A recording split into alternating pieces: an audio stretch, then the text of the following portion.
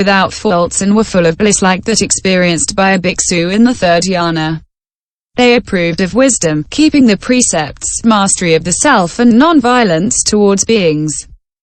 Sastra. Question. These beings had not renounced desire, were not concentrated and did not possess the four limitless ones. How could they attain an evenness of mind?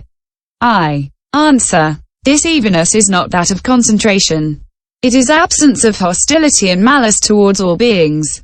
Thanks to this evenness, they consider one another with good feelings. Concerning this mind of evenness, it is said in a sutra. What is samarchita? It is to consider one another with the feelings one would feel for one's father or mother.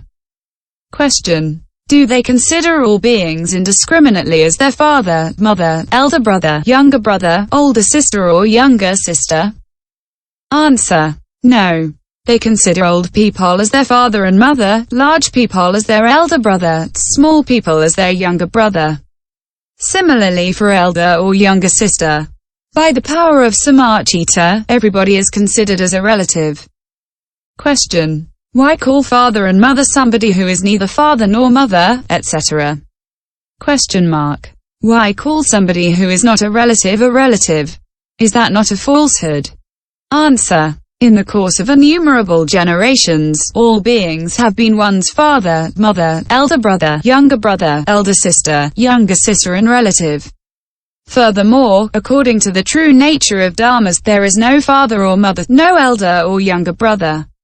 But people who are submerged in the error of self believe in their existence, and thus there is the question of father and mother, elder and younger brother.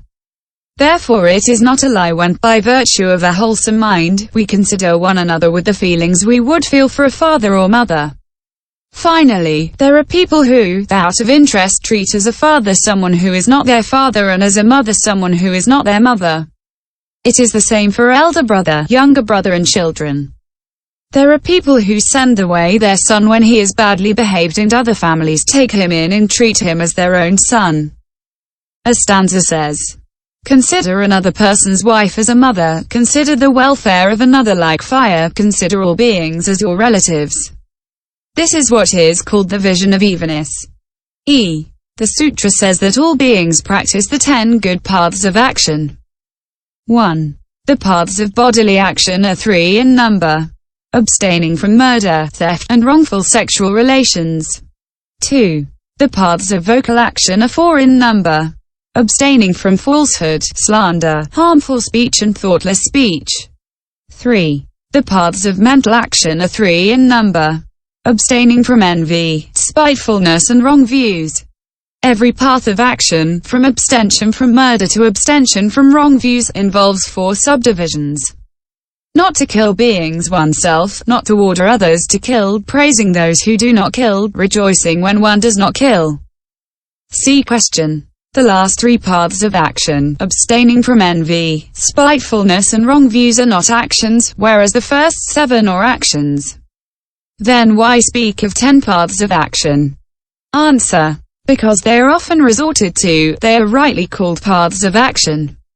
Although the last 3 may not be actions, they can give rise to actions.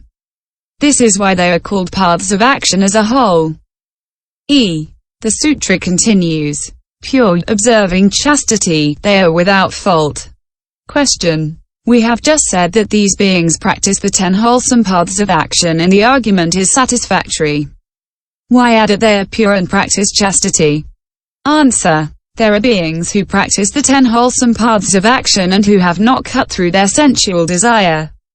Here we are also praising those who observe the conduct of King Brahma. Because they have cut through lust, the sutra says that they are pure, chaste and without fault. People who practice impurity have an ugly malodorous body. This is why we praise those who have cut through their sensual desire by saying that they are without fault. The sutra says that they were full of bliss. Question. What is bliss? Answer. This bliss is of 2 types, internal bliss and the bliss of nirvana. This bliss is not the result of the 5 coarse objects. This mental bliss is like water from a spring that gushes forth spontaneously from the rocks and does not come from the outside. by practicing the mind of evenness, by observing chastity, by practicing the 10 wholesome paths of action, one is pure and faultless. This is what is called internal bliss. Question. To what realm does this bliss belong? Does it belong to the desire realm, the form realm, or the formless realm? Answer. This bliss both belongs to and does not belong to the desire realm. It does not belong to the form realm or the formless realm. The Sutra says that it is like that experienced by a bhiksu entered into the third dhyana. If this bliss belonged to the form realm, the Sutra would not have used this comparison.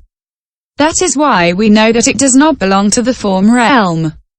It is a matter here of a mind of the desire realm that produces a joy filling the entire body.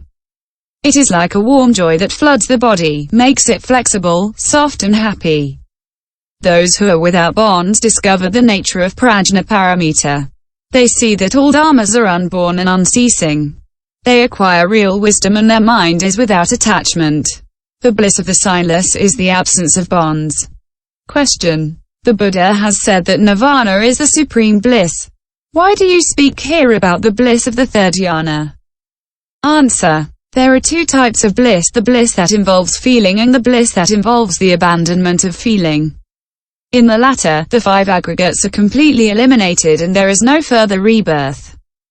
This is the bliss of nirvana without residue. But the bliss of a mind that suppresses displeasure and the afflictions is called pleasant feeling, and the fullness of the pleasant feeling occurs in the third dhyana. This is why the bliss which these people experience is compared to that of the third dhyana. Question. The first and second dhyanas involve a pleasant feeling as well. Why does the sutra speak only of the third dhyana? Answer. Bliss is lesser, medium and greater.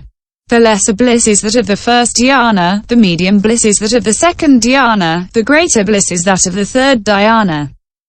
In the first dhyana it is twofold. The faculty of pleasure and the faculty of satisfaction. Namely, the faculty of pleasure associated with the first 5 consciousnesses and the faculty of satisfaction associated with the mental consciousness.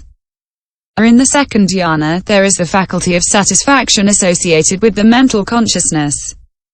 In the third dhyana there is the pleasure associated with the mental consciousness. In all the threefold world, with the exception of the third dhyana, this faculty of pleasure associated with the mental consciousness is absent. The first 5 consciousnesses are unable to conceive things, they do not know their names or their symbols or their